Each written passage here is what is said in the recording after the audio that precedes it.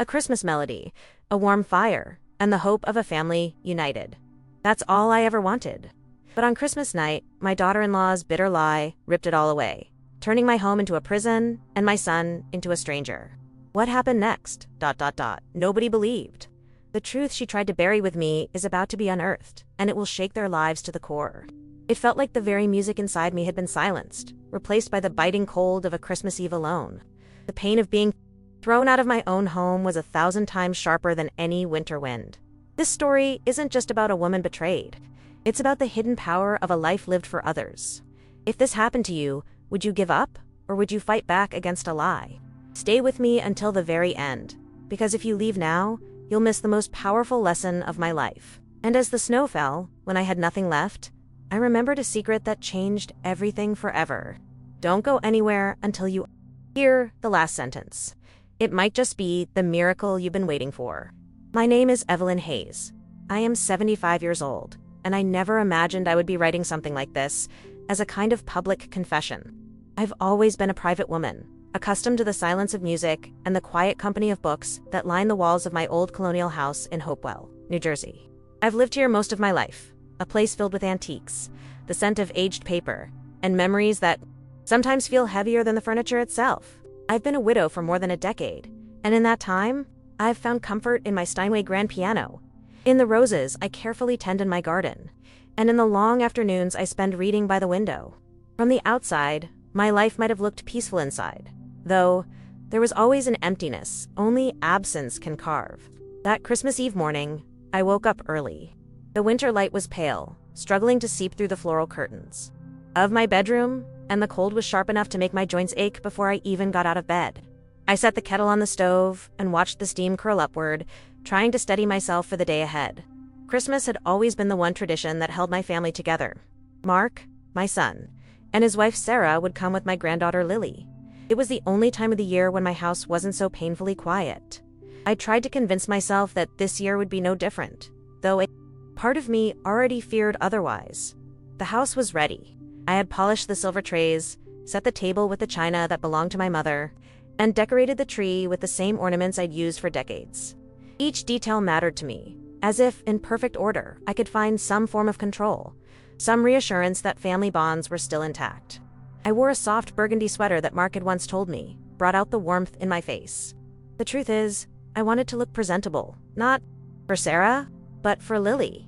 That child was the only one who seemed to understand that music and memory are not useless things, but lifelines.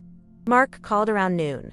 His voice sounded rushed, distracted, the way it often did when Sarah was nearby. "We'll be there by 5, Mom," he said, almost mechanically.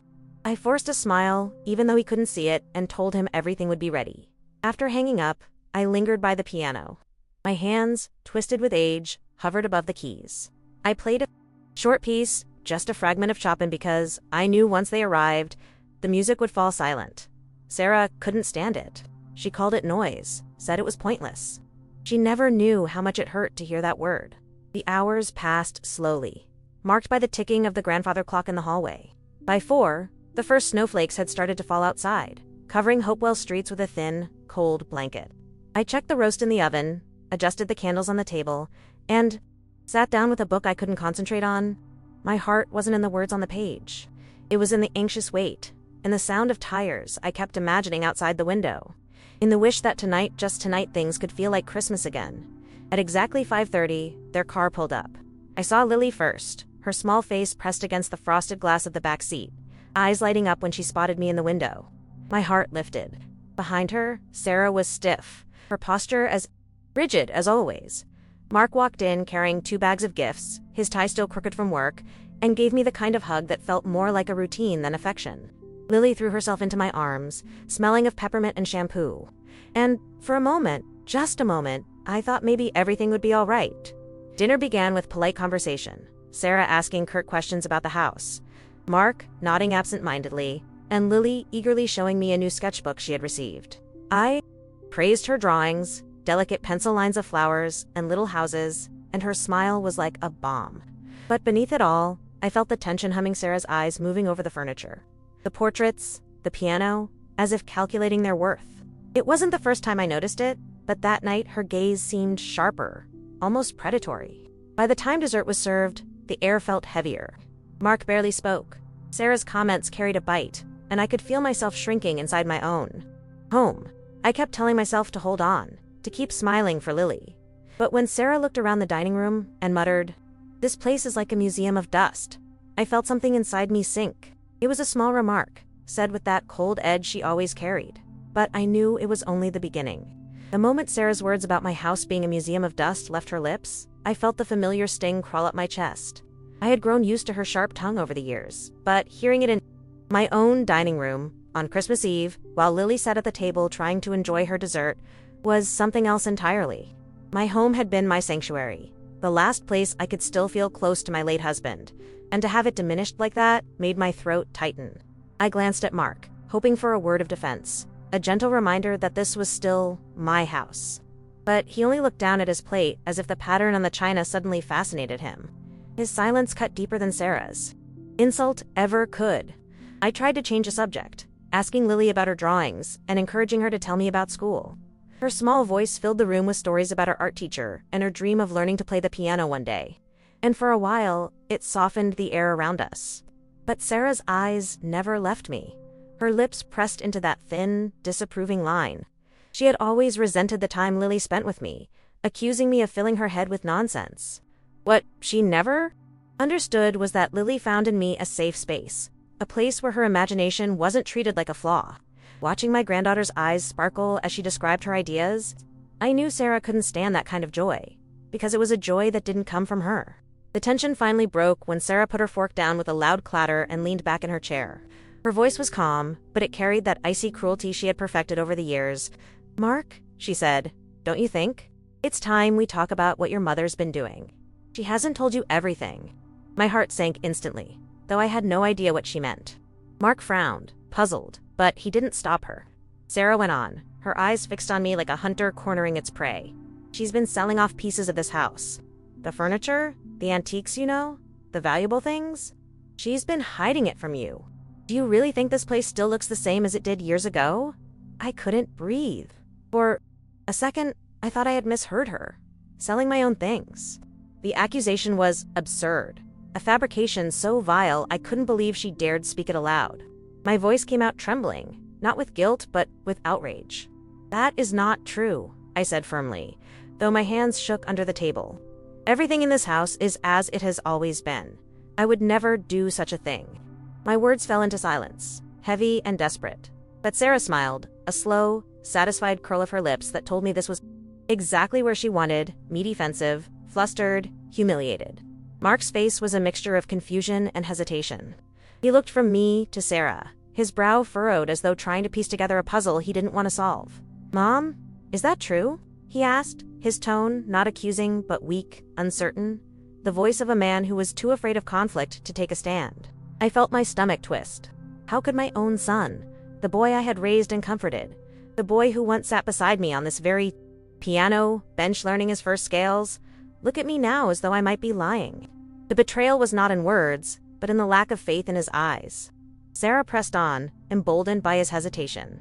"Mark, don't be blind. Look around. Do you think she could afford to keep everything without dipping into what's valuable? She's living in the past, clinging to old things while you and I are working ourselves sick to give Lily a future. And meanwhile, your mother sits here surrounded by things she doesn't even use." Her tone was theatrical, dripping with false concern, and I realized then that this was not a spur-of-the-moment attack. She had planned this. Every word, every glance, it was a performance designed to push me out, to make me the enemy. I tried once more, my voice breaking in ways I wished it wouldn't. "Mark, listen to me. Everything she's saying is a lie. I haven't sold anything. This house is the only thing I have left, the only place where your father's memory still lives. Please, don't let her twist this." But my son only rubbed his temple, weary, as if the burden of choosing between his wife and his mother was too much for him. His silence filled the room like smoke, suffocating me with the knowledge that he would not stand up for me. Not tonight, not against her. Then Sarah delivered the final blow, her voice as cold as the snow falling outside. "You have two choices, Evelyn. Either you sign over the deed to this house so we can make proper use of it, or you can pack your things and leave. Tonight?" The words hit me with such force I felt my body sway, as though I had been struck. My heart pounded in my chest, and I could hear Lily gasp, her small hands clenching around her napkin. I wanted to scream, to fight, to beg Mark to see reason, but I saw it in his eyes. He wouldn't defy her. Not even for me. The clock struck 8, and the chime echoed through the room like a cruel reminder that time had run out. Sarah sat back in her chair, satisfied, and Mark looked down, ashamed but silent. I rose slowly, every bone in my body heavy with disbelief. I had never felt so small in my own home. My gaze lingered on Lily, her eyes wide and wet, silently pleading for me to fix this. But I couldn't. Not tonight. With nothing left to say, I gathered my coat and scarf, each movement deliberate, as though, if I slowed down enough, the moment might dissolve and prove itself to be a nightmare. But it wasn't. It was real. On Christmas Eve, in the house I had kept alive with music and memory, I was being cast out into the cold. The door closed behind me with a dull thud, and for a moment, I stood there on the porch, stunned by the bitter bite of the winter air. Snowflakes landed on my shoulders, melting instantly against the wool of my coat, and the street lamp at the corner cast a dim yellow glow over the empty road.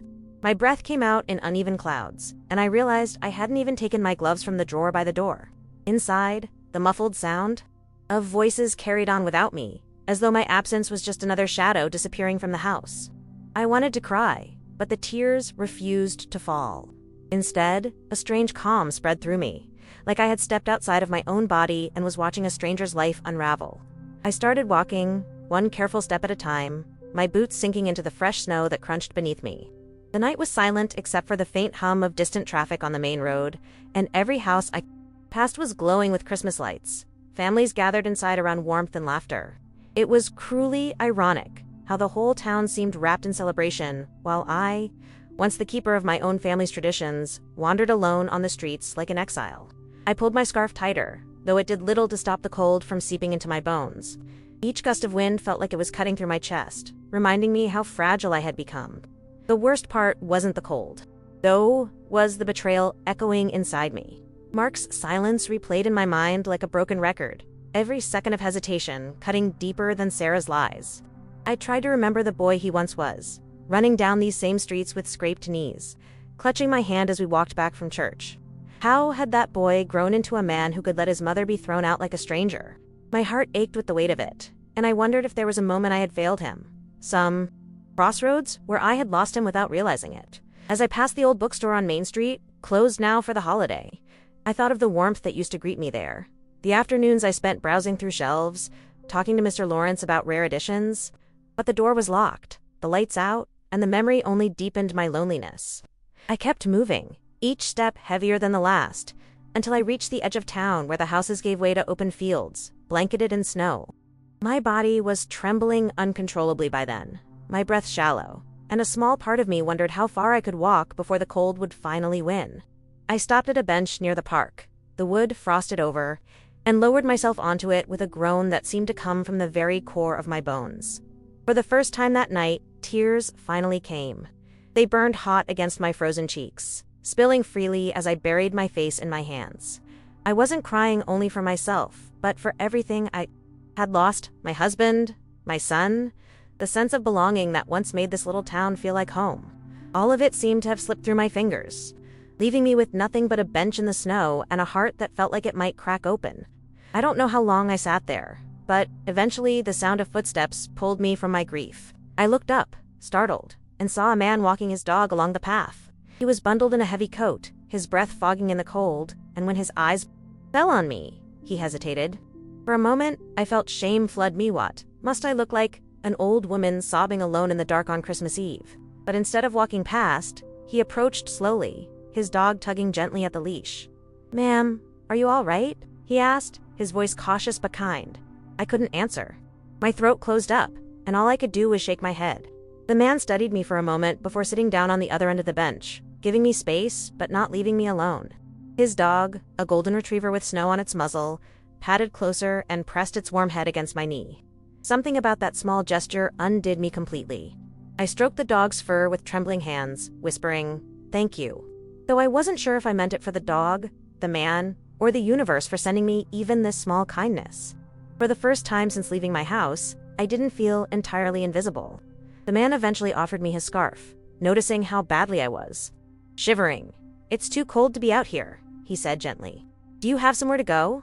The question hit me harder than I expected, because the truth was I didn't. The only place I had ever truly belonged had just been stripped from me, and admitting that aloud felt impossible. So I simply shook my head again, ashamed, and he gave me a look that was both concerned and respectful, as if he understood that pressing me further would only deepen my hurt. In his silence, I felt something I hadn't felt in hours: dignity. It was fragile, flickering like the faint light of a candle, but it was still there, reminding me that I was not completely broken. The man on the bench didn't rush me, and that alone felt like a gift.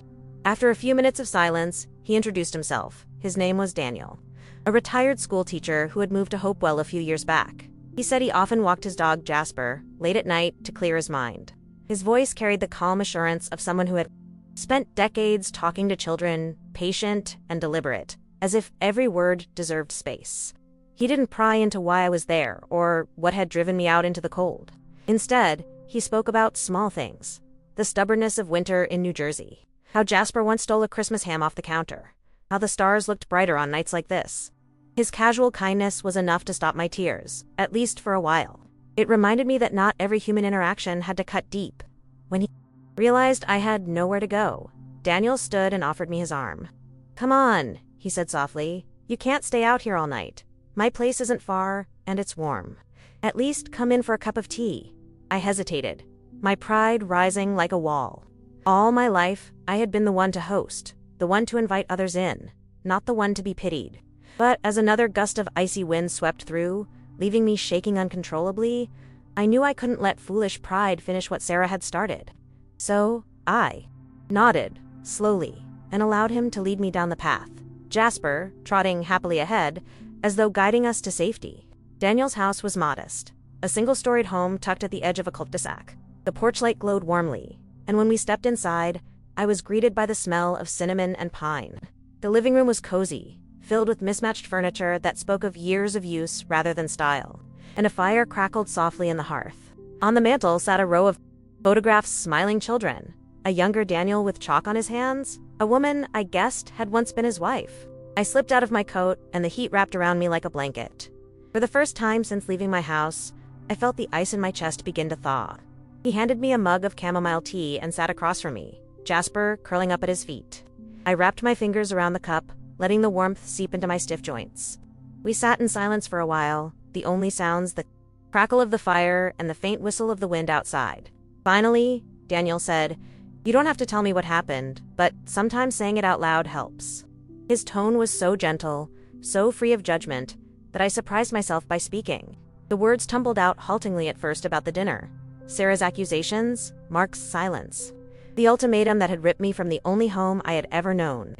I kept my eyes on the flames as I spoke, afraid of what I might see in his face. But when I finally glanced up, there was no pity, no disbelief, only quiet outrage and sorrow. "That's cruel," he said, shaking his head. "No one deserves that, least of all from their own family." His words steadied me, like a hand on my shoulder. For hours, I had been questioning myself, wondering if somehow Sarah's lies had found fertile ground because I had done something wrong. Hearing Daniel say it so plainly reminded me that cruelty was not something you earned, it was something inflicted. And tonight, it had been inflicted on me. As the firelight flickered across the room, Daniel asked me gently if I had anyone else I could call. A cousin, a friend, anyone. I thought about it, and the truth was painful. I had let most of those connections fade over the years, pouring everything into Mark and Lily, believing that family was enough. Now, in the silence of Daniel's living room, I realized how foolish that trust had been. Still, I had one secret, one truth I had guarded for years, that might change everything if I chose to reveal it. I hesitated, the words heavy on my tongue, unsure if I was ready to speak them even to myself. I didn't reveal it yet, not to Daniel, not even fully to me. Instead, I shook my head and whispered, "No, there's no one." My voice cracked, betraying the ache in my chest.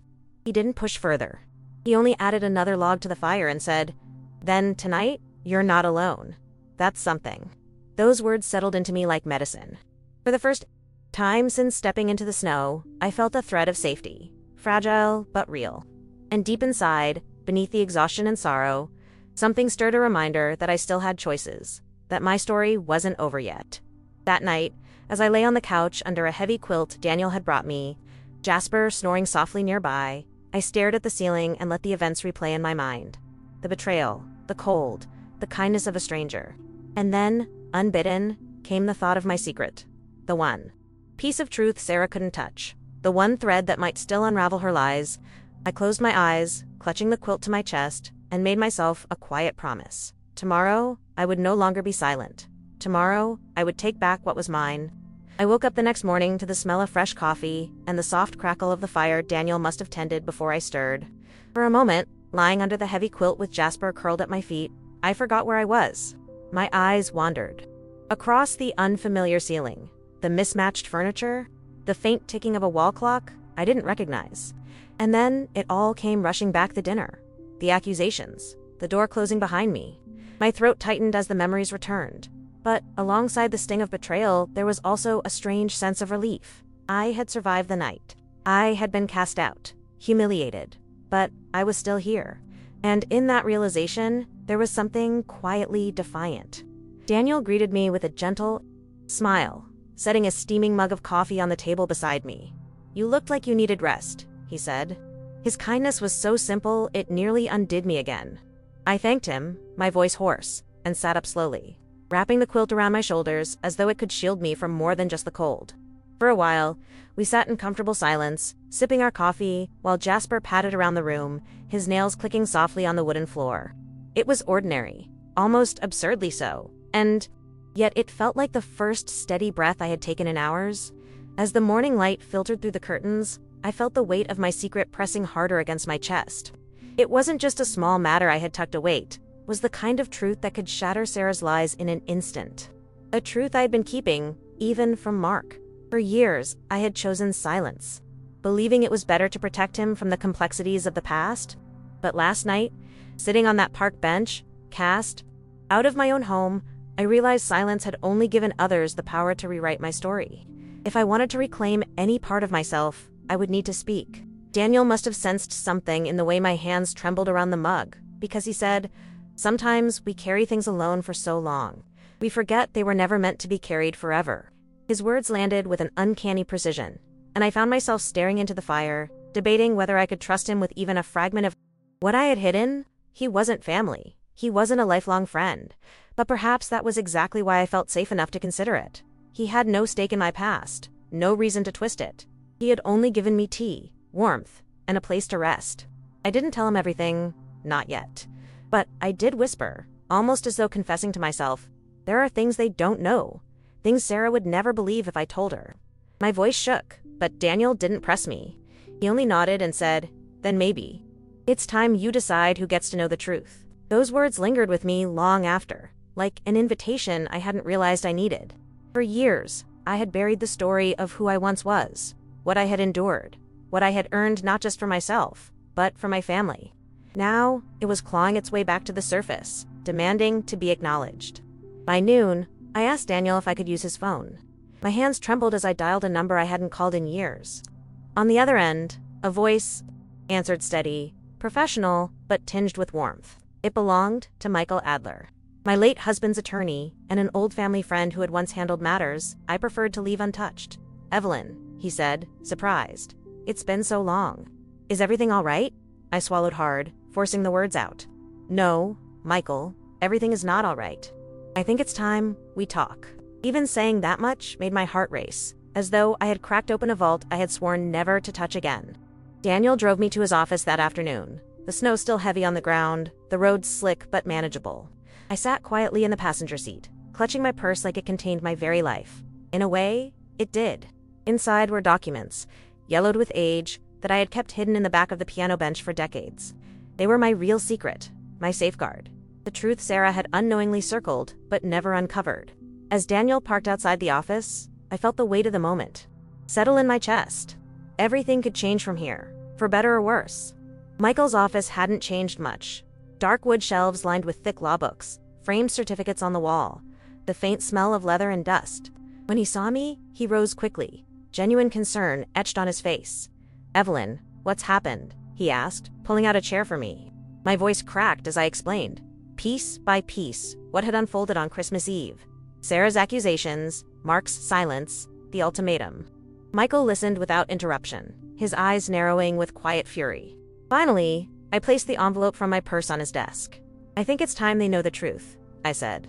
His hands rested on the papers, and for the first time in years, I felt the faint stirrings of power. The kind that destroys, but the kind that reclaims. Michael adjusted his glasses and carefully opened the envelope I had slid across his desk. Inside were the documents I had hidden away for decades. Notarized deeds, bank statements, and letters from my late husband. They weren't ordinary papers. They told a story few knew, one I had buried to protect my son from the weight of family history. As Michael flipped through the pages, his brows furrowed in recognition. He had been there when some of these documents were first signed, when my husband had made decisions about assets that were meant to safeguard me long after he was gone. Watching his expression shift from concentration to quiet affirmation filled me with a trembling sense of validation. I wasn't crazy. I wasn't weak. I had something real, something no one could erase with lies. "You kept all of this," Michael said finally, looking up at me with a mixture of surprise and admiration. "Evelyn, these aren't just records, they're proof. This house, your assets, the accounts your husband set aside, they're all in your name. Sarah's claims don't hold a shred of truth. And if Mark stood silent, it's only because he never knew what you carried?" His voice steadied me, though hearing it out loud also made me ache. I had hidden so much, perhaps too much.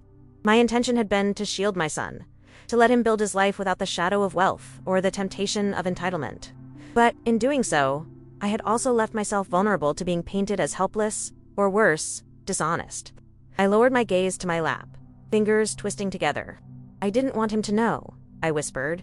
"When Henry died, I thought, if Mark believed we lived modestly, he'd work hard, he'd stand on his own 2 feet. I didn't want him to grow up expecting an inheritance to solve his problems. And for years, I thought it was working. But now, it feels like I've done everything wrong. He doesn't trust me. He let her." My throat closed, and I couldn't finish. The memory of Sarah's ultimatum, the way Mark's silence had given her words power, still stung too deeply. Michael leaned forward, his voice firm but kind. "You didn't do everything wrong. Evelyn, you made a choice out of love, and now you have a choice to make out of necessity. Do you want to fight for what's yours?" The question lingered in the air like a bell tolling. Fight at 75? After a night spent in the freezing cold? After a lifetime of avoiding confrontation? Could I summon the strength to fight? My mind replayed Lily's face, the shock and fear in her eyes as she watched me being cast out. For her, for the girl who still believed in me, I realized I had no choice. I nodded slowly, my hands still trembling. "Yes," I said, though my voice was barely above a whisper. "I want to fight. Not just for me, but for her." Michael's expression softened, and he nodded. "Then we'll start immediately." Daniel had stayed quietly in the waiting room, and when I emerged, he stood, his posture protective in a way I hadn't expected from someone I had only just met. He didn't ask about the documents, didn't pry into what had been said. He simply offered his arm again, and said, "Wherever this takes you, you won't walk alone." His words caught me off guard, almost breaking me open once more, because they reminded me of something I had almost forgotten. I wasn't powerless. I wasn't invisible. With allies, even unexpected ones, I could stand again.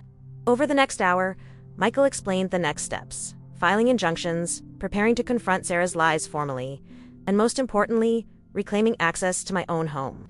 It would take time, perhaps weeks, but he assured me the law was firmly on my side. Listening to him, I felt something I hadn't in years agency. For so long, my life had been reduced to routines, to quiet afternoons in the garden, to waiting for rare visits from family that left me emptier than before. Now, for the first time, there was forward motion, a sense that I wasn't just enduring, but moving toward something.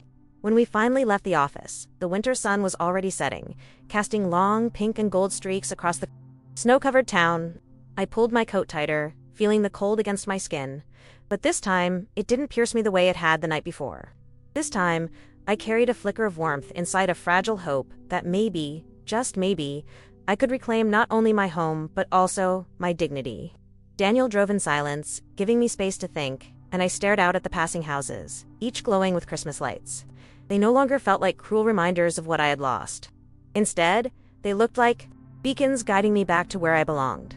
That night, back at Daniel's home, I sat by the fire again, Jasper's head resting on my knee, and allowed myself to breathe. My life had fractured, but the pieces weren't lost forever. I thought of Lily, of how much she loved my piano, how she always begged for one more story about when her grandfather was alive. I thought of her laughter echoing through my house in summers past. For her, I had to see this through. She deserved to know the truth, not Sarah's twisted version, not Mark's silence, but the truth I had carried quietly for decades. And as I drifted into sleep, the documents safe once more in my purse, I whispered into the darkness. Tomorrow, I begin. The following morning, Daniel insisted on driving me back into town to pick up a few things I might need. I resisted at first. Part of me was ashamed to even step into a store, when my entire life had just been overturned, but he reminded me gently that small acts of care were also acts of strength. In the pharmacy, I bought toiletries and a fresh notebook. I hadn't kept a journal in years, but something inside told me it was time to start again. Every word Sarah had thrown at me replayed in my mind, and I realized that if I wanted to withstand what was coming, I would need to anchor myself in my own truth, to put it down on paper so no one could distort it again. Walking out into the cold with that small bag in my hand felt oddly empowering, like I was piecing myself together one necessity at a time. Later that afternoon, Michael called to say he had filed the first set of papers to protect my rights to the house. His voice was steady and practical, but I could hear a thread of determination beneath it. "Evelyn," he said, "I want you to prepare yourself. Sarah won't back down easily. People like her rarely do. She fight harder when she feels control slipping away. But she doesn't have the ground she thinks she does." His words both steadied me and sent a shiver down my spine. I knew Sarah's nature well enough to understand she would not take humiliation quietly. The woman thrived on power, and now I was threatening to strip it from her. For the first time, though, the thought didn't paralyze. MIT hardened my resolve. 2 days later, as snow continued to fall over Hopewell, I received an unexpected visitor at Daniel's house. It was Lily. She stood on the porch, bundled in her pink winter coat, clutching a small bag, her cheeks flushed from the cold. When Daniel opened the door, she launched herself into my arms before I could even register the shock. "Grandma?" she cried, her voice breaking with relief. I held her tightly, tears burning my eyes as I pressed my face against her hair. In that moment, the rest of the world fell away. She had found me, chosen me, and it felt like a piece of my heart had been returned. Through tears, Lily told me she had begged her father to let her see me, that she hadn't slept since Christmas Eve. Worried about where I was, Mark had reluctantly agreed, dropping her off at Daniel's with little more than a curt nod, unwilling to come inside. That detail alone stung, but Lily's presence was balm enough to quiet the wound. She sat beside me on the couch, pulling out her sketchbook from her bag, and showed me new drawings she had made this time, of a piano, a house, and a woman who looked suspiciously like me. "I drew it because I don't want to forget," she whispered, her voice trembling. Kissed her forehead and promised, "You won't have to forget, my love. I promise you that." Having Lily there changed everything. Suddenly, my fight wasn't only about reclaiming a house or defending my dignity. It was about preserving the bond between grandmother and granddaughter, about ensuring she grew up knowing that truth and kindness mattered more than lies and greed. As she sat by the fire, humming softly while sketching, I realized that Sarah's cruelty had overplayed its hand. In trying to erase me, she had only drawn Lily closer. That was something no legal document could capture, but it was just as powerful. It was the thread that would keep me standing when the days ahead grew darker. That evening, Daniel cooked us a simple dinner roast chicken with vegetables on. Lily chatted happily through the meal, as though trying to fill the silence I often carried. Watching her eat, her cheeks glowing from the firelight, I felt a surge of gratitude so intense it nearly overwhelmed me. Daniel, too, seemed moved by her presence. At one point he said softly, "You know, Evelyn, children see through things adults try to hide. She sees you. That's something her parents can't erase." His words were a reminder that truth often lives most clearly in the eyes of children, untainted by the agendas that twist adults into shadows of themselves. That night, after Lily had fallen asleep, curled up on the couch, I sat at the kitchen table with Daniel and whispered, "I don't want her caught in the middle of this." He nodded slowly. "She's already in it," he said, "but maybe she'll be the reason you win." His words echoed in my chest long after I went to bed. I stared at Lily's peaceful face, the faint rise and fall of her breath, and made a silent vow. Whatever came, whatever Sarah tried, I would endure it for Lily's sake. I had lost my son to silence, but I would not lose my granddaughter to lies.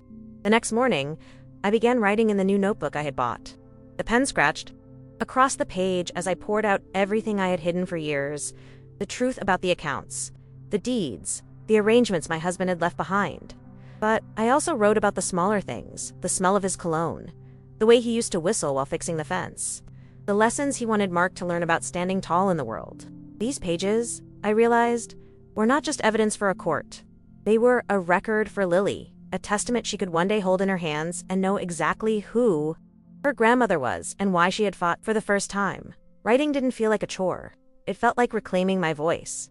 Over the following days, word began to spread through the small town that something was amiss in the Hayes household. Hopewell was the kind of place where people noticed changes: the absence of my car in the driveway, the sudden appearance of Mark and Sarah's, the quiet murmur of neighbors wondering why they hadn't seen me tending my roses. Though no one said it directly to me, I could feel the whispers reaching my ears in roundabout ways. Daniel mentioned once that Mrs. Carter from the market had asked after me, concerned I might be ill. I felt both comforted and exposed, reminded that while my family had turned against me, there were still people in this town who cared enough to wonder. That mattered more than I had realized. Michael kept me updated each day, his calls steady and reassuring. He explained that Sarah was already reacting, making phone calls, trying to claim authority she didn't possess. "She's rattled," he told me. "That means we're making progress. But brace yourself, her anger will only grow." I listened, gripping the phone so tightly my knuckles whitened, a mixture of fear and grim satisfaction coursing through me. For once, she wasn't the one holding all the cards. For once, her cruelty was starting to unravel under the weight of truth. Still, I knew that the storm was only beginning, and I prayed silently that I would have the endurance to see it through. Mark remained silent during those first days, a silence that cut deeper than words. He had dropped Lily off but refused to step inside Daniel's house, speaking only a few clipped words before leaving again. I told myself it was cowardice, that he was caught between loyalty to his wife and the bond he still felt for me, however faint. But at night, lying awake under Daniel's quilt, I admitted to myself that it felt like abandonment all over again. The boy who once clung to my skirts now looked at me with suspicion, and that wound would take far longer to heal than any legal battle. Still, I had Lily's presence as a lifeline, and for now, that was enough. One evening, as snow fell heavily outside, Lily sat at Daniel's piano one, old upright, with a few stubborn cues and began to plink out a melody. She had been humming for days. It was uneven, her small fingers stumbling across the notes, but it filled the room with a warmth I hadn't felt in years. I sat beside her, guiding her hands gently, and for a brief moment I was transported back to when Mark was her age. Sitting on my lap at the Steinway, laughing as he tried to mimic the simplest of tunes. The memory hurt, but it also reminded me of what I was fighting for. Just bricks and wood, not just dignity, but the music of family. The kind that only survives if someone refuses to let it die. Sarah, however, was not sitting quietly. Michael informed me that she had begun telling neighbors a distorted version of the story, claiming I was unstable, incapable of managing my affairs, and that Mark had stepped in out of necessity. The cruelty of it burned like ice in my chest. To be painted as feeble, as someone losing her grip on reality, was a humiliation I could barely stomach. Yet, even in the sting, I found a spark of determination. "Let her talk," Michael said firmly. "In the end, lies don't hold against evidence. And we have plenty of that." I clung to his certainty like a rope in a storm, even as doubt whispered at the edges of my mind. It was Lily who gave me strength in those moments of doubt. One night, as I tucked her into the makeshift bed Daniel had prepared for her, she looked at me with eyes far older than her 12 years. "Grandma," she whispered, "I know Daddy is scared, but he still loves you. I can tell, and I love you too. Don't let them make you feel small." Her words pierced straight into my soul, carrying more wisdom than any adult had offered me in weeks. I kissed her forehead, unable to speak through the lump in my throat, and promised myself that no matter what Sarah tried, I would not let Lily's faith in me be wasted. By the end of the week, Michael scheduled the first formal meeting, a confrontation of sorts, though he called it a discussion. It would be Mark, Sarah, Michael, and me in the same room, with Daniel insisting on accompanying me for support. The very thought made my stomach twist, as though I were being led to trial, not for crimes I had committed, but for existing as myself. I dreaded seeing Sarah's smug face, hearing her poison drip from her lips, and worst of all, watching Mark's silence stretch on. Yet beneath the fear was also a spark of readiness. I was tired of being spoken for, tired of being erased. This time, I would speak, and I would not waver. On the morning of the meeting, I dressed carefully. I chose a navy blue dress I hadn't worn in years, simple but dignified, and pinned my hair into a neat bun. Looking in the mirror, I saw not just the lines of age, but the shadow of the woman I used to be, the woman who once played concert halls, who once filled rooms with music so powerful it left strangers in tears. That woman had not vanished. She had only been quiet. As I fastened a silver brooch at my collar, a gift from Henry on our 25th anniversary, I whispered to my reflection, "Stand tall." Then I turned, lifted my purse with the documents inside, and prepared to face the storm. The meeting was held in Michael's office, a place that carried the faint smell of leather and old paper, the kind of scent that spoke of weighty matters, decided behind closed doors. When I entered, Sarah was already seated, her posture sharp, her eyes gleaming with the smug confidence of someone who thought she had already won. Mark sat beside her, slouched in his chair, avoiding my eyes as though looking at me might fracture the thin line he was walking between loyalty and cowardice. Michael greeted me warmly, offering me the seat across from them, while Daniel stood slightly behind me, his quiet presence a steady anchor. I lowered myself into the chair with deliberate calm, though my heart beat like a drum against my ribs. Sarah wasted no time. "This is absurd," she said, her voice dripping with disdain. "Dragging us into an office like criminals when all we've tried to do is help Evelyn manage what she clearly can't anymore? She's delusional, Mark. She doesn't understand the mess. She's in." She turned to Michael with a falsely sweet smile. "We're only trying to protect her." The audacity of her words burned through me, but I held my tongue, waiting for my moment.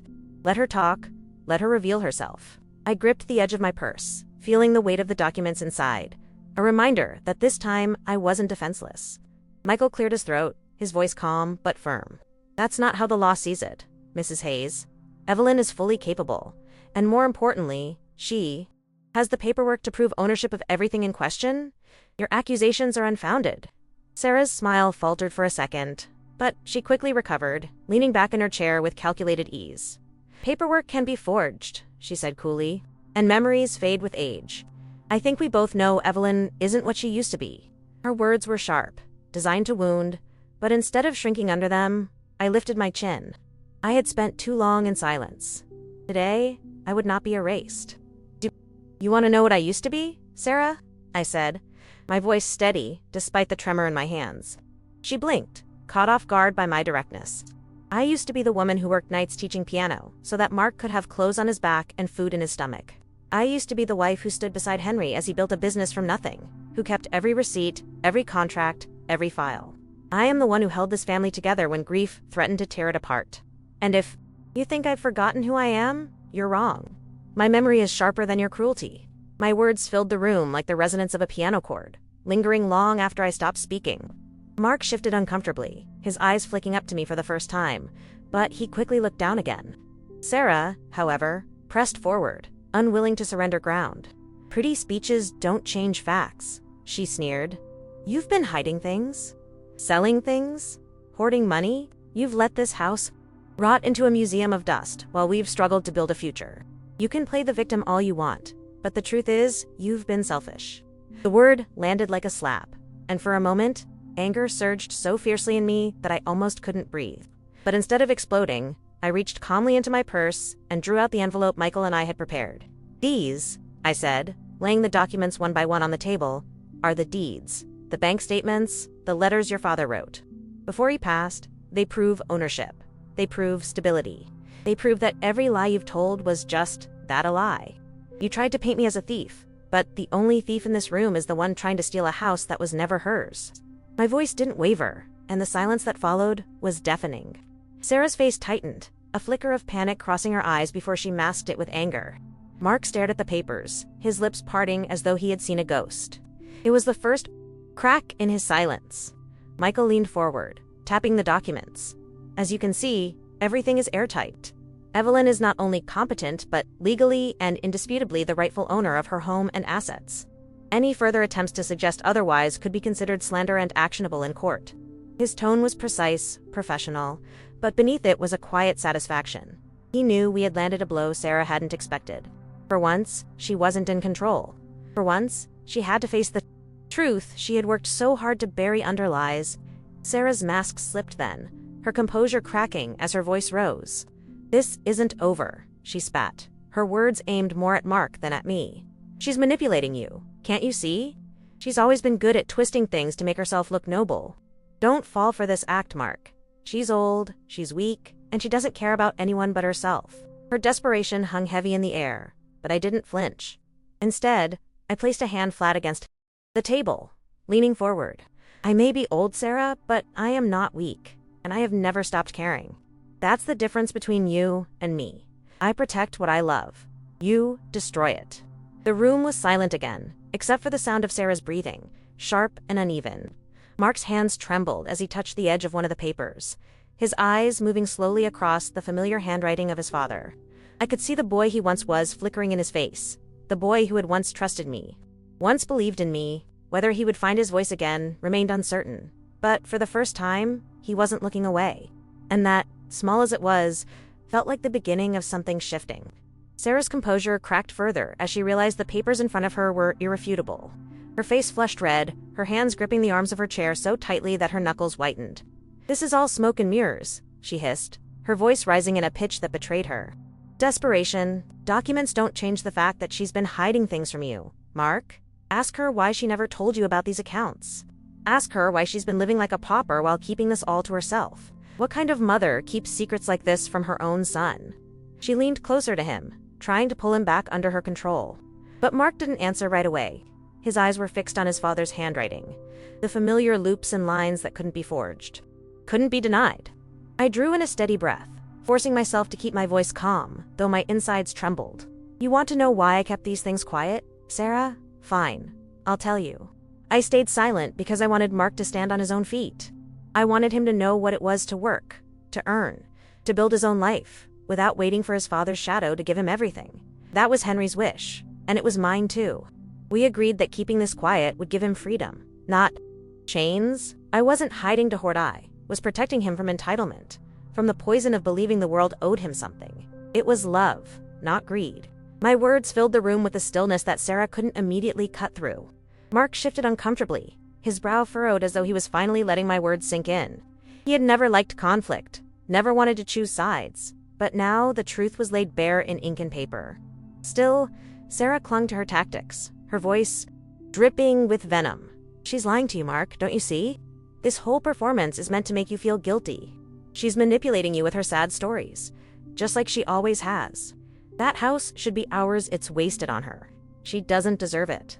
Her cruelty hit me like a lash, but instead of shrinking, I felt something inside me harden.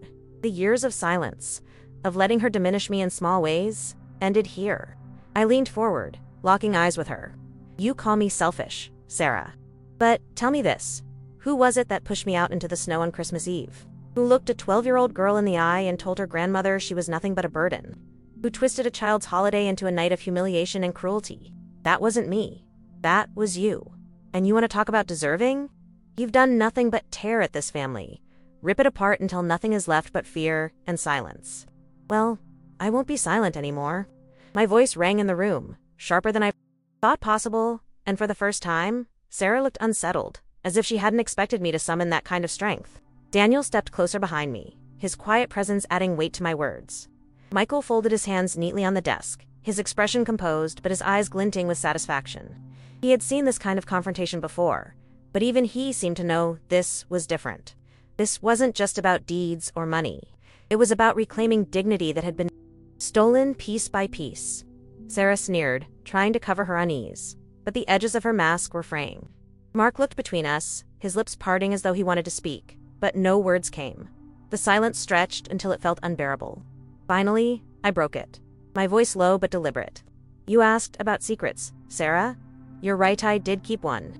Not out of malice, not out of greed, but because I believed some truths could wait until the right time. Maybe I was wrong. Maybe keeping it hidden only gave you room to weave your lies. But since you demand answers, you'll have them.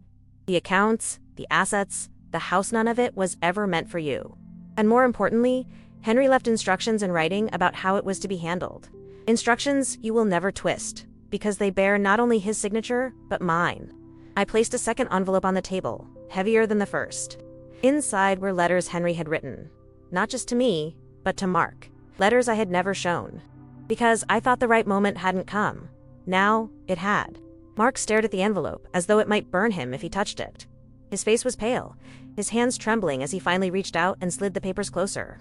Sarah tried to stop him, her hand darting out, but he pulled them away quickly, his jaw tightening for the first time in defiance.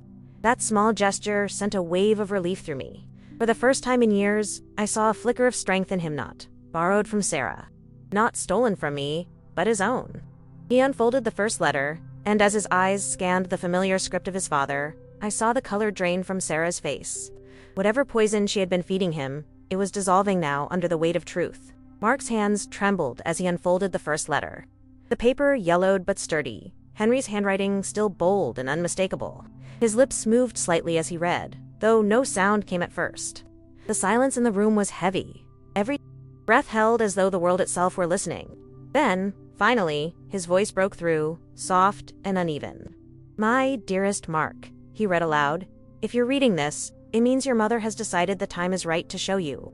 I want you to know that every decision we made about the house, about the accounts, was made out of love, not secrecy. We wanted you to build your own life, free from the weight of inheritance. But when the time comes, know that everything we preserved is for her. First, protect her. Stand by her. That is how you honor me." The words hit like thunder, filling every corner of the room, undeniable and final. Sarah's face blanched, her lips pressing into a thin line as she tried to mask her panic. That doesn't mean anything," she stammered, but her usual sharpness was gone. "It's just words." Sentimental ramblings from a man who, she stopped herself, realizing the danger of speaking ill of Henry in front of his son. Mark's head snapped up, his eyes finally locking on hers with something harder than hesitation. Anger. He folded the letter carefully, as though it were something sacred, and placed it back on the table with deliberate care. "It means everything," he said, his voice low, but carrying a weight I hadn't heard in years. "It means you've been lying." Another letter followed, then another. Each one painted a clearer picture. Henry's foresight, his deliberate care in ensuring I was protected, his insistence that Mark's life should be built independently while knowing there was a safety net if disaster struck. They weren't just instructions, they were a father's love etched in ink, a love that stretched beyond death to protect both his wife and his son. With each line Mark read, I felt the years of silence, of being diminished and dismissed, begin to lift. My truth was no longer a fragile secret held in my chest. It was alive in Henry's own words, undeniable and unassailable. Sarah tried to interrupt, her voice growing shrill. "Mark, you can't let her manipulate you with old letters. She's spinning this to make herself look like a saint. You know how she is, always clinging to the past, refusing to move forward.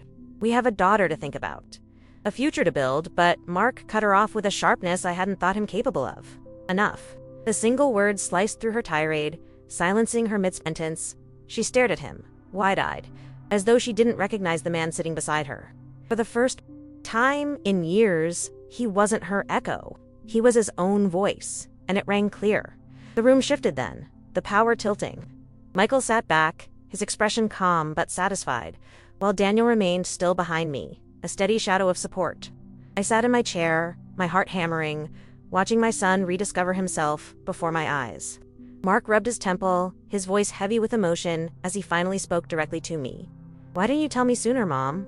His question wasn't an accusation, but a plea. Raw and broken.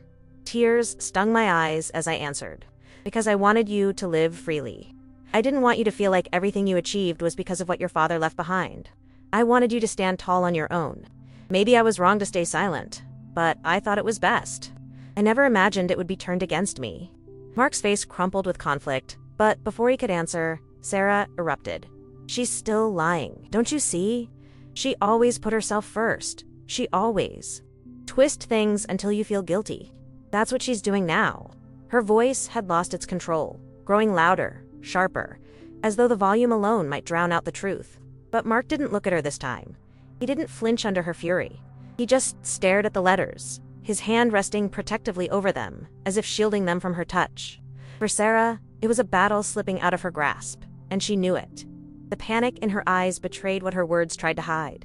I leaned forward, my voice steady but resolute. "You can shout all you want, Sarah, but the truth is here, in black and white. You can't erase Henry's words.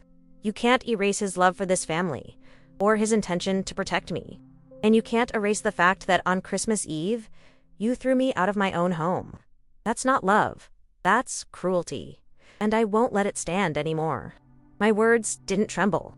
They carried the weight of every humiliation, every silence I had endured, and now they stood like armor between me and her venom. I wasn't asking for validation. I was claiming it. Mark exhaled, a sound that was almost a shudder, and finally met my gaze. His eyes were glassy, torn, but no longer empty. "I should have stood up for you that night," he whispered. "I should have said something." The apology wasn't full, not yet, but it was a crack in the wall that Sarah had built around him. I felt tears slip down my cheeks, not of weakness, but of release. "Then stand up now," I said softly. "Stand for the truth, for your father, for Lily. That's all I ask." The room went quiet again, but this time it was Sarah who shifted uncomfortably, her grip on Mark slipping like sand through her fingers. For the first time in years, I saw it clearly. She wasn't invincible. She wasn't untouchable. She was just a woman whose lies were unraveling, thread by thread, in the face of truth she couldn't control. And for the first time, I wasn't afraid of her anymore. Mark sat in silence for a long time, his hands still resting over his father's letters as though guarding them from being snatched away. I could see the conflict moving across his face, the tug-of-war between the loyalty he had pledged to his wife and the blood bond that still tied him to me. His chest rose and fell heavily, his fingers tapping against the edge of the desk. And then, finally, he spoke. "Sarah," he said slowly, his voice low but steady, "I need you to stop talking." The words hung in the air like a shockwave. Sarah froze, her eyes widening as though she hadn't heard him correctly. "What did you just say?" she hissed. But Mark didn't waver. I said, "Stop. For once in your life, just stop." Sarah's mouth opened and closed, her fury palpable. But Mark's gaze didn't move from her. There was something in his expression I hadn't seen in years, a quiet defiance. The hint of the boy who used to stand tall after a scraped knee, who used to look at the world with certainty instead of hesitation. I held my breath, afraid to move, afraid the fragile courage taking shape inside him might shatter if pressed too soon. Michael leaned back in his chair, his face unreadable but his eyes sharp. Watching the shift unfold like a tide turning against the shore, Daniel's hand rested lightly on the back of my chair, grounding me. Sarah tried again, her voice rising to a pitch that bordered on desperation. "Mark, don't let her do this. She's spinning stories, dragging up old letters to make herself look holy. She doesn't care about you, about Lily, about us." Mark cut her off again, louder this time. "Enough." His hand struck the table, the sound sharp, final. Sarah jumped, startled, and for a moment, silence filled the room so completely I could hear my own heartbeat. Then Mark turned to me, his eyes red but clear. "I can't believe I let this happen. I can't believe I stood there that night and said nothing. Mom, I'm sorry." The words cracked something open inside me. I had dreamed of hearing them, but never believed I truly would. Tears blurred my vision, and I reached across the table, my hand covering his. "It isn't too late," I whispered. "What matters is what you do now." My voice trembled, not from weakness, but from the sheer weight of the moment. After years of silence, of letting Sarah's voice dominate every room, my son was finally finding his and. In that fragile crack of light, I felt hope bloom again. Not naive hope, not the blind faith I had clung to in the past, but the kind of hope born of hard truth and painful growth, the kind that doesn't fade easily. Sarah, however, refused to accept defeat. She leaned forward, her eyes burning, her voice a hiss. "You're both pathetic. Do you really think a few old papers and some teary speeches will change anything? Mark, if you side with her, you're throwing away everything we've built. Everything." But her words no longer held the same weight. They rang hollow, brittle, like glass about to shatter. Mark didn't even look at her. He turned fully toward me, his grip tightening on my hand. "Lily deserves better than this," he said firmly. "She deserves to know her family isn't built on lies." His voice was steady, resolute. For the first time in years, I saw my son not as a man shrinking behind someone else's power, but as the boy Henry and I had raised to be strong. Michael seized the moment, his tone professional but edged with steel. "Mrs. Hayes," he said to Sarah, "this meeting has made things abundantly clear. The documentation stands. Evelyn's rights are protected, and any further attempts to slander her will not only fail but carry consequences. I strongly advise you to reconsider your approach. Sarah's eyes darted wildly, her hands tightening on the arms of her chair. But, for once, she had no ready retort. The lies she had clung to were crumbling in real time, and even she seemed to know it. The silence that followed wasn't just the absence of words, it was the sound of her control slipping away. I straightened in my chair, my back tall, my chin lifted. For the first time in a long time, I didn't feel like a frail widow clinging to memories. I felt like Evelyn Hayes, the woman who had raised a son, who had survived loss, who had kept music alive in her home even when silence threatened to consume it. My voice was calm, but resolute as I said, "This ends now. I will not be humiliated again, not in my own home, not in front of my granddaughter, not by you. Whatever future you thought you could build on my suffering is over. The truth stands, and I will stand with it." The words weren't shouted, but they carried more weight than any scream ever could. Sarah's lips pressed into a thin, bloodless line. For the first time since I had known her, she looked small not in stature, but in spirit. The veneer of power had cracked, and beneath it was something hollow. Mark's shoulders sagged with exhaustion, but his eyes stayed fixed on me, no longer clouded by hesitation. Daniel's hand gave a gentle squeeze at my shoulder, and Michael nodded once, signaling that the meeting was, for all intents and purposes, concluded. I rose from my chair, my knees steady beneath me, and gathered the documents into my purse with deliberate care. The storm wasn't over, but for the first time, I felt the ground firmly beneath my feet. When the meeting ended, I walked out of Michael's office with my head held higher than it had been in years. The air outside was biting cold, but it didn't pierce me the way it had on Christmas Eve. This time, I felt warmth in my chest, a flame that no winter could extinguish. Daniel walked beside me, silent but steady, and Mark trailed behind, his steps heavy with the weight of what had just unfolded. Sarah stormed out separately, her heels clicking sharply against the pavement. Her face twisted in fury as she pulled out her phone, no doubt plotting her next move. But for once, her rage didn't frighten me. It looked desperate, like a shadow of the control she thought she still had. Lily was waiting at Daniel's house when we returned, her face lighting up as soon as she saw me. She ran into my arms, and I held her tightly, breathing in the familiar scent of peppermint on her hair. "Grandma," she whispered. "Did it go okay?" I pulled back to look at her, smoothing a strand of hair from her face. "It went better than I could have hoped," I said softly. "The truth is stronger than lies, my love. Always remember that." Her smile was small but genuine, and in her eyes I saw hope that this family, fractured as it was, might still have something worth saving. That evening, Mark came by Daniel's house. He stood awkwardly in the doorway, shoulders slumped, his eyes tired. For a moment, I thought he might turn and leave without a word. But then he stepped inside, his voice low. "Mom, I don't know how to fix everything, but I want to try." The words caught me off guard, and for a second, I couldn't breathe. All the years of silence, all the hurt, couldn't be erased by one sentence. But it was a start. I nodded slowly, my voice breaking as I answered. "Trying is enough for now." It was the truth, fragile, imperfect, but enough. Sarah, however, was far from finished. Over the next few days, word reached us through neighbors and acquaintances that she was telling anyone who would listen that I had manipulated Mark, that I was turning him against her, that I had orchestrated the entire scene at Michael's office. The gossip stung, but it no longer broke me. For every lie she spread, I had truth to counter it. And more importantly, I had allies who believed me. Daniel's presence in town gave me credibility. Michael's steady professionalism anchored me, and Lily's unwavering love reminded me why I was fighting.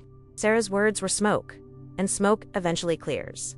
One morning, as I sat with my notebook by the fire, Lily curled beside me sketching quietly. I realized that something inside me had shifted permanently. For years, I had shrunk myself to fit the silence of others, thinking it was easier to avoid conflict than to stand in the storm. But being thrown out of my house had forced me into the open, into the cold night where survival meant choosing between silence and voice. I had chosen voice, and I could never go back. My story was no longer something to be whispered in the corners of my memory. It was alive, unfolding, undeniable. Mark visited more often after that, usually alone. He never spoke much about Sarah, though his eyes carried the weight of battles fought behind closed doors. Sometimes he sat in silence, watching Lily draw or listening as I played softly on Daniel's piano. Other times, he tried haltingly to explain himself to tell me that he had been scared, that Sarah's voice had been so loud in his life that he forgot he had one of his own. I didn't absolve him quickly. Forgiveness wasn't something to be handed over like a gift. But I listened. And in listening, I began to see the boy I had raised flicker back to life. Fragile, but real. Meanwhile, Sarah's desperation grew. Michael warned me she had tried to contact another lawyer, though none seemed eager to take her case, given the solidity of the documents Henry and I had left behind. The more she flailed, the more transparent her motives became. Even in her anger, she couldn't disguise the truth. This wasn't about care, or protection, or family. It was about power, control, and greed. And slowly, those around her began to see it. 2. Neighbors stopped nodding politely when she spoke. Friends grew distant. The empire she had built on fear and manipulation began to crumble. One night, sitting by the fire with Daniel, I allowed myself to breathe in the quiet. The crackle of the flames, the steady rhythm of Jasper's snores at our feet, the soft rustle of Lily's pencil against paper was ordinary, yet it felt extraordinary. I thought back to Christmas Eve, to the bitter cold and the emptiness I had carried, and I realized how far I had come in such a short time. I wasn't the woman who walked alone through the snow anymore. I wasn't the woman who let herself be silenced at her own table. I was Evelyn Hayes' widow mother, grandmother, pianist, and I had reclaimed my place in the world. The storm wasn't over, but I was no longer afraid of it. It was inevitable that Sarah would try one final move. A week after the meeting, she appeared unannounced at Daniel's doorstep. The knock was sharp, impatient, and when I opened the door, there she stood, her coat immaculate, her hair perfectly in place, but her eyes wild with fury. Lily, who had been sitting at the kitchen table sketching, froze when she saw her mother. "Go to your room, sweetheart," I said softly, my voice steady, though my heart pounded. She hesitated, her eyes darting between us, but obeyed. Daniel stepped closer to me, his presence a shield, but I raised a hand. This was my battle to fight. "What do you want, Sarah?" I asked, my voice calm but edged. With steel, she pushed her way inside without waiting to be invited, her heels clicking against the wooden floor. "I want my family back," she snapped. "I want my daughter out of this circus you've created, and I want you to stop poisoning Mark against me. He's mine, Evelyn. He's always been mine." Her words dripped with venom, each one more desperate than the last. I felt anger rise in me, but not the consuming kind that left me powerless. This was a clean fire, sharp and controlled. I stepped closer, closing the distance between us, and said, "Mark was never yours to own. Sarah, he is my son, and he is his own man. And Lily, she is not a pawn in your games. She is a child who deserves truth, not manipulation." Sarah's face contorted, her mask of control slipping further. "Truth," she spat. "You wouldn't know truth if it slapped you in the face. You've lived your whole life clinging to lies, pretending to be some great pianists, pretending your dusty antiques mean anything. You're nothing but a relic, Evelyn. And soon, you'll be gone, and I'll still be here. I'll make sure Lily remembers me, not you." Her cruelty was so sharp it almost stole my breath, but instead of shrinking, I straightened my spine and met her gaze head-on. "You can try," I said quietly, "but you'll fail. Because children don't remember cruelty with love. They remember love with love. And Lily knows the difference." For a moment, Sarah faltered, her eyes flicking toward the hallway where Lily had disappeared. She must have sensed her grip slipping, because she changed tactics, her voice dropping to a hiss. "You think you've won because you have papers and old letters? You haven't won anything. Mark is weak, and you know it. He'll come back to me. He always does. And when he does, you'll be alone again." Her words were meant to pierce, but I felt nothing but pity. I shook my head slowly, my voice calm. "Even if he does, I won't be alone. Because I have something you'll never have, Sarah. I have peace. And I have Lily's trust. That's worth more than anything you'll ever steal." Daniel stepped forward then, his tone firm. "That's enough. You've made your point, Mrs. Hayes, and it's been heard loud and clear. Now, leave." Sarah's eyes blazed, but she seemed to realize she was outnumbered. She spun on her heel, her heels clicking like gunshots against the floor, and stormed out the door, slamming it behind her. The silence she left behind was heavy, but it wasn't oppressive. It was relief. Exhaled slowly, my body trembling. But for the first time in years, I had faced her without fear. I had stood tall in my own truth, and she had been the one to retreat. Lily crept back into the room a few minutes later, her eyes wide with worry. "Grandma," she whispered, "are you okay?" I knelt down to her level, brushing a tear from her cheek. "I'm more than okay, my love," I said softly. I'm free. Her small arms wrapped around my neck, and in that embrace, I felt something stronger than any legal victory. I felt the assurance that no matter how Sarah twisted, no matter how she fought, the bond between Lily and me was unbreakable. She had tried to turn my granddaughter against me, and instead, she had only pushed her closer. Mark came by later that evening, his face drawn, but his eyes resolute. He admitted Sarah had returned home furious, hurling accusations and threats. But for once, he hadn't caved. I told her she crossed a line, he said quietly. I told her I won't let her talk about you like that again. I don't know what this means for us, for our marriage, but I know I can't keep standing by while she destroys everything. His voice broke as he added, Dad was right. I should have protected you. I placed a hand on his cheek, tears slipping down my face. Then protect Lily now, I whispered. Protect her from the lies, and you'll be protecting me too. That night, as the fire burned low and Lily slept soundly upstairs, I sat with Daniel and let the quiet sink in. The battle wasn't over, but Sarah's power had fractured. For the first time, Mark had stood up not just for me, but against her. And Lily had seen the truth with her own eyes. I thought back to Christmas Eve, to the cold night that had nearly broken me, and I realized something extraordinary. Being cast out had given me back my voice. Being humiliated had led me to fight. And now, I was no longer a relic of the past. I was Evelyn Hayes, alive, unafraid, and standing in the truth. The following week brought with it a clarity I hadn't expected. Michael confirmed that the legal filings had gone through, and my rights to the house were secured beyond dispute. There would be no loopholes for Sarah to exploit, no shadows for her to twist into accusations. For the first time in months, I walked up the path to my own home and unlocked the door with steady hands. The air inside smelled faintly of cedar and dust, but it felt like mine again. I stood in the entryway, letting the silence settle over me, and instead of loneliness, I felt strength. This was not just a house. It was my history, my sanctuary, and now, my victory. Mark helped me clean in the days that followed, carrying boxes and repairing small things that had fallen into disrepair. We didn't speak much about Sarah, though the tension lingered like smoke after a fire. At one point, as he replaced a light bulb in the hallway, he said quietly, I don't know what's going to happen with us, but I know I can't keep living in silence. I didn't press him. His battles were his own to fight, and all I could do was be steady for him when he needed me. Still, his presence in my home, however fragile, was a step toward mending what had been broken. Lily was my constant companion.